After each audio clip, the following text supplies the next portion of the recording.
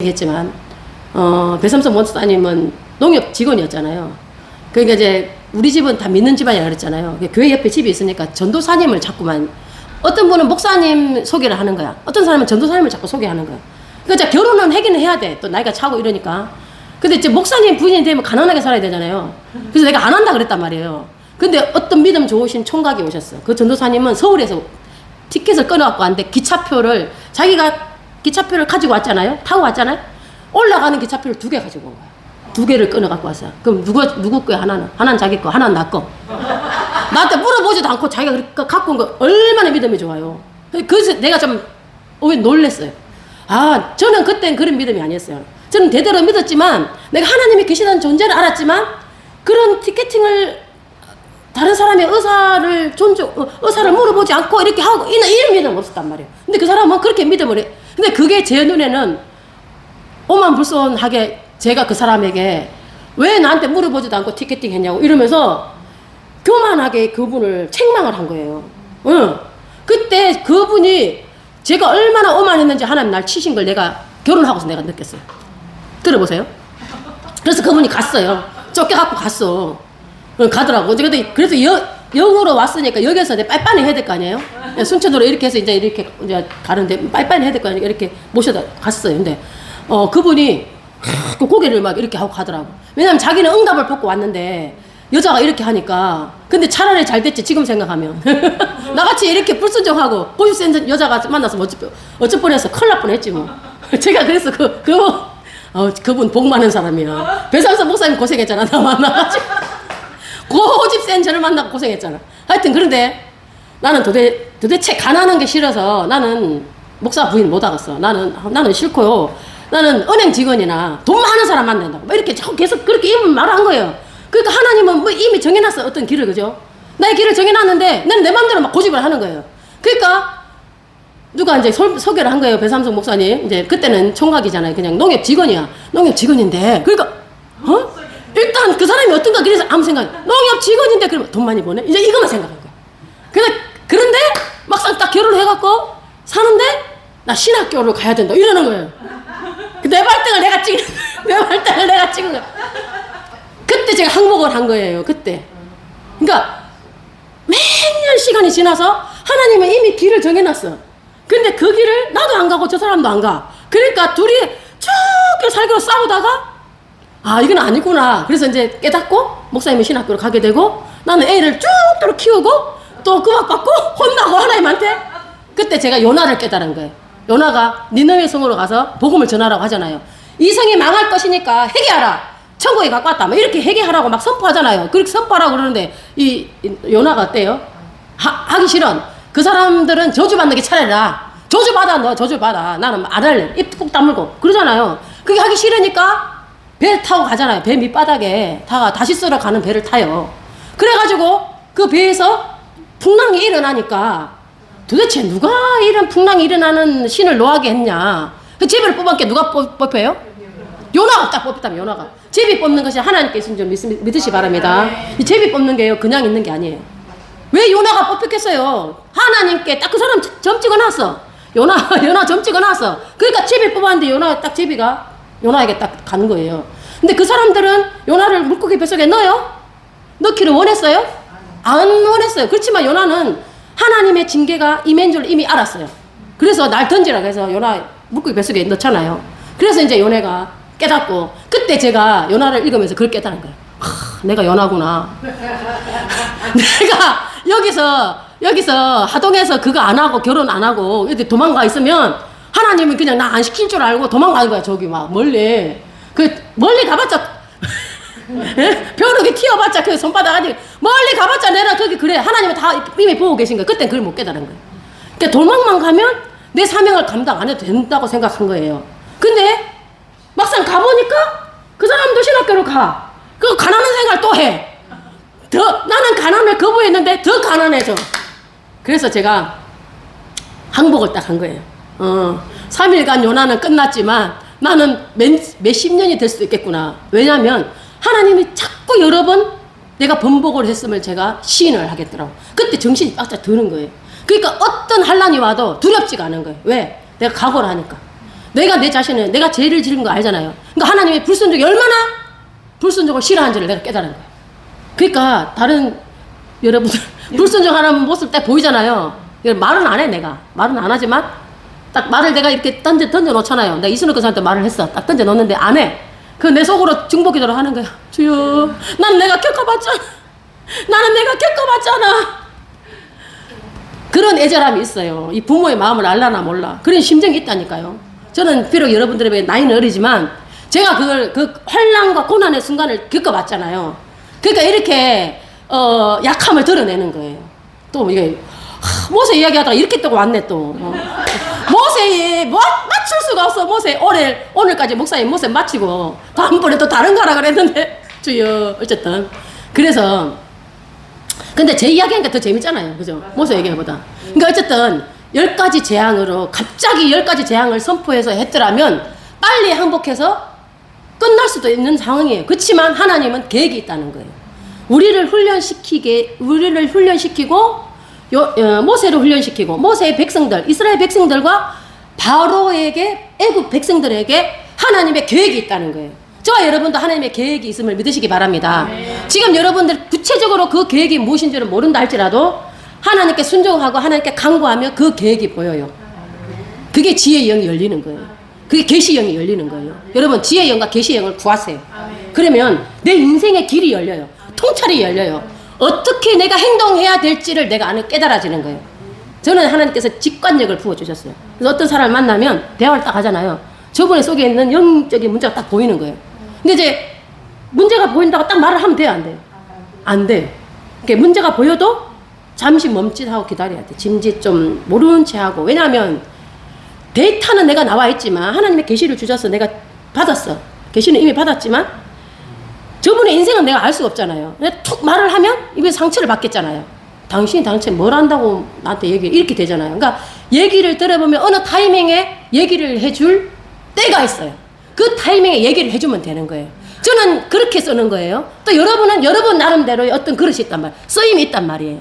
여러분 하나님은 반드시 여러분들을 신을게 부르실 때 하나님의 그릇으로 하나님의 일꾼으로 쓰시려고 부르신 줄을 믿으시기 바랍니다. 그릇으로 어떤 모양으로 어떤 형태든지 간에 하나님이 부르시는 이유가 있어요. 여러분 연세가 많다고 그게 중요하지 않아요. 자기 있는 그곳에 자녀들에게 또 만나는 이웃에게 또 사실 자기 스스로에게 하나님이 분명히 부르시는 이유가 있는 거예요. 오늘 모세가 아론도 하나님이 부르셨잖아요. 바로의 백성 애굽의 백성들을 멸망시키려고 부르는 것이 아니에요. 그 백성도 하나님의 백성인 거예요. 비록 애굽의 신과 이방의 신을 섬긴다 할지라도 그 또한 하나님이 창조하신 하나님의 백성이란 말이에요. 하나님은 정의 하나님이시지만 공의 하나님이신 거예요. 하나님은 우리를 책망하시지만 또 책망에서도 이렇게 세우신단 말이에요. 그런 더미에서도 이렇게 세우시는 하나님이심을 믿으시기 바랍니다. 하나님께서는 우리의 약함을 가만히 버려두시지 않는단 말이에요. 그 약함을 단련시키셔서 쓰시는 하나님이시단 말이에요. 네. 그래서 아론과 함께 담대히 나아가서 첫 번째 재앙, 두 번째 재앙. 우리가 그 재앙이 첫 번째 재앙, 두 번째 재앙, 개구리 재앙 그거 다 알고 있으면 뭐 하겠어요? 애우면 뭐 하겠어요? 그 의미를 깨달아야 된단 말이에요. 다시 한번 설명합니다. 자, 10번째 재앙을 갑자기 10번째 재앙 중에 그냥 바로의 큰 자녀를 그냥 거두어 가시면 이스라엘 백성들은 바로 탈출을 할 수 있을 거예요. 출애굽할 수 있는 길은 열릴 거란 말이에요. 그러나 이들이 훈련할 수 있는 훈련의 장은 있어요? 없어요? 없어요. 하나님을 끝까지 신뢰하고 하나님의 인도를 받기 위해서는 순종의 우리가 그릇이 되어야 되잖아요. 그 순종의 그릇이 되기 위해서는 이게 훈련이 되어져야 된단 말이에요. 자, 이런 표현으로 제가 마무리를 할까 해요. 여러분, 우리 신을교회는 자, 신을교회를 가지 말고 애굽에 지금 이스라엘 백성들이 애굽의 노예를 끌려왔잖아요. 그죠? 애굽은 말하자면 학교예요. 그러면 이스라엘 백성은 뭐예요? 학생인 거예요. 학생. 네? 애굽은 학교예요. 학교. 훈련받는 장소 학교. 이스라엘 백성들은 학생들이에요. 학생들. 그러면 깡패라고 표현해 볼게요. 깡패는 누구예요? 깡패. 일진이죠. 일진. 누구예요? 바로와 그들 마술사들. 떨거지들 마술사. 그렇게 해서 훈련을 시킨단 말이에요. 지금 오늘날 여러분 대입해봐요. 신육교회는 학교죠. 학교. 그대로 갖고 온 다음에 학교예요. 자, 여러분은 그러면 뭐예요? 학생이에요. 훈련을 받는 학생이란 말이에요. 그럼 저와 목사님은 깡패. 여러분을 훈련시키는 깡패야. 근데 여러분, 깡패도 마지막 때 들림 받는 거예요. 오늘 바로가 들림 받잖아요. 10가지 재앙을 자기도 감당하는 거예요. 바로도 희생하잖아요. 바로도 백성들은 희생을 하잖아요. 자기 아들도 희생시키잖아요. 일진들도 이렇게 때리고 이렇게 빼앗지만 자기들 나중에 그게 들키면 어떻게 돼요? 감옥에 가야 되잖아요. 죗값은 다 받게 돼 있단 말이에요. 근데 그 죗값이 중요한 게 아니고 어쨌든 이 훈련하는 장소를 얘기하는 거예요. 10번째 재앙이 갑자기 뚝딱 해서 그 10번째 재앙으로 갔더라면 훈련 장소가 없었단 말이에요. 오늘도 마찬가지예요. 그 애굽의 그 장소가 그저 딱 옮겨서 여기 와 있는 거예요. 온 세계 교회에, 온 세계 만방에 다 그렇게 되어 있는 거예요. 근데 그 훈련을, 그 과정들을, 그 학습을 무시하면 돼요? 안 돼요? 안 돼요. 그 과정들을 겪어야 된단 말이에요. 아까 앞에도 제가 제 간증을 이야기한 것처럼 엎치락 뒤치락 하면서 그 과정들을 거쳐가야 하나님의 훌륭한 그릇으로 여러분 빚어진다는 거예요. 그래 질그릇이 됐든 뭐 은그릇이 됐든 뭐 양푼이가 됐든 간에 어쨌든 플라스틱 그릇 하다 못해 은그릇이라도, 응? 은그릇이면 대단한 거잖아요. 그죠? 그 그릇으로 잘 빚어지기 위해서는 그 훈련 과정을 거쳐야 된단 말이에요. 그래서 첫 번째, 두 번째, 세 번째, 네 번째 과정. 근데 이제 우리가 오늘 읽은 건 맨 처음 읽었던 본문은 두 번째 개구리 재앙이 있잖아요. 개구리 재앙, 두 번째 재앙, 세 번째 재앙, 네 번째 재앙, 다섯 번째 재앙까지는 이런 말이 안 나와 있어요. 근데 여섯 번째 재앙에는 다시 한번 읽어봅시다. 여섯 번째 재앙, 9장 8장이에요? 9장 12절. 자, 9장 12절 다시 한번 읽어볼게요.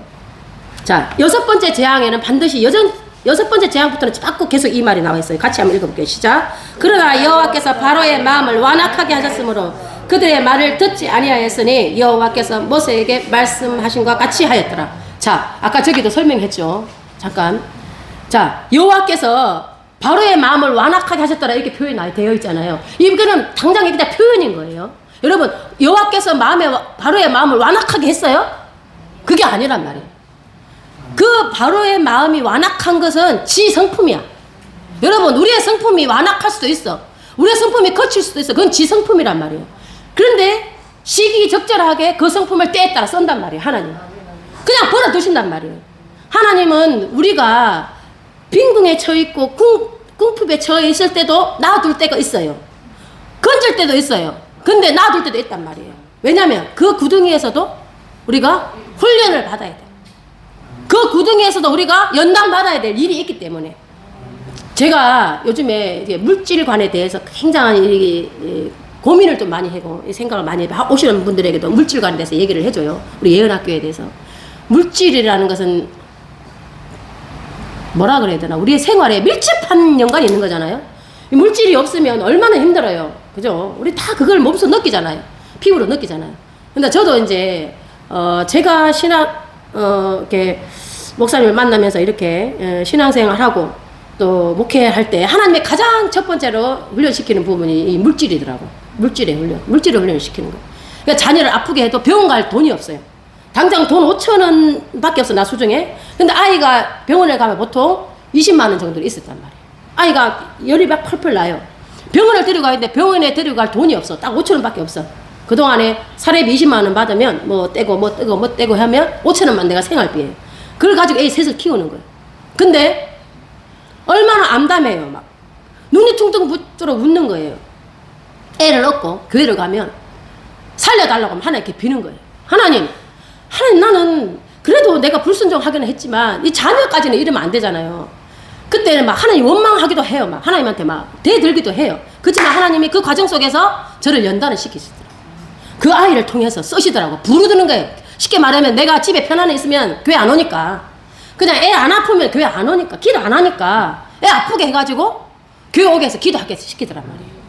그때 당신은 그걸 몰랐어요. 시간이 막 지나니까 그걸 제가 하나님 부르시고이구나 이걸 제가 깨달은 거예요. 그 지금 무슨 문제가 생기면 바로 생기기 전에 딱 교회에 앉아 있는 거야. 그냥 교회에 딱 앉아 있는 거야. 그냥 생기기 전에 딱 생겼다 하면 그 문제 못 풀어. 아니 시간 많이 걸리잖아요. 생기기 전에 뭐 조짐이 보이잖아요. 미리 그냥 미리 하는 봐주세요. 잘못했어요. 절대 애들 치면 안 됩니다. 그러니까 그 후로는 애들은 안 쳐는 거예요. 이제 물질의 문제를 이렇게 겪고 나서는. 근데 어쨌든 간에 우리의 물질의 문제도 하나님이 그냥 그 구덩이에 넣어둘 때가 있단 말이에요. 저처럼 이렇게 연단해서 쓰시려고. 물질이 있잖아요. 예? 물질이 너무 넘쳐도 힘들지만 너무 없어도 너무 괴로워. 그죠? 근데 너무 많아. 사람이 교만하겠죠. 너무 많아. 근데 중요한 것은 뭐냐면요. 물질이 없다가 갑자기 있잖아요. 규모 있게 쓰겠어요? 못 쓰겠어요? 못 써. 그 규모 있게 쓰게 하기 위해서 단련시키는 그 구덩이에다 놔두는 거예요. 자기가 헤쳐나와서 어떻게 써야 되겠다는 것을 자기가 딱 정립이 되면 그때 하나님 부어주시는 거예요. 여러분, 물질이 받고 싶거든. 어떻게 해야 돼? 물질 훈련을 받아야 돼. 물질 훈련을 받아야 된다니까. 이소룡 권사님 물질 훈련 많이 받으시잖아요. 지금도 받으실 줄 믿어요. 그렇지만 하나님이 그때 그대로 가만 놔두지 않아요. 어느 때가 되면 하나님이 쓰실 줄 믿으시기 바랍니다. 완전히 하나님이 해결하시고 지혜를 주시고 길을 여신단 말이에요. 근데 우리가 결단을 해야 돼요. 하나님, 제가 이 물질관에 대해서 하나님과 나의 약속을 지키겠습니다. 내가 이 써야 될 곳을 쓰겠습니다. 내가 정직하게 쓰겠습니다. 내가 청렴하게 쓰겠습니다. 하나님은 정직한 걸 원해요. 깨끗한 걸 원해요. 지금도 하나님이 저와 여러분을 깨끗한 사람을 찾고 계시는 거예요. 물질뿐만 아니라 우리의 생활, 우리의 태도, 우리의 신앙감, 특별히 우리의 순종, 우리의 정결함을 찾으신단 말이에요. 마지막 때에 그런 사람을 찾고 계시는 줄 믿으시기 바랍니다. 그런 사람이 저와 여러분이 되시기를 축복합니다. 우리 신학교의 건속들은 아주 소수의 모임이지만 한 사람 한 사람이 다 청렴하신 분, 정직하신 분, 깨끗하신 분 되어서 하나님의 일꾼으로 쓰임 받으시기를 축복합니다. 축복합니다. 축복합니다. 자, 기도합시다.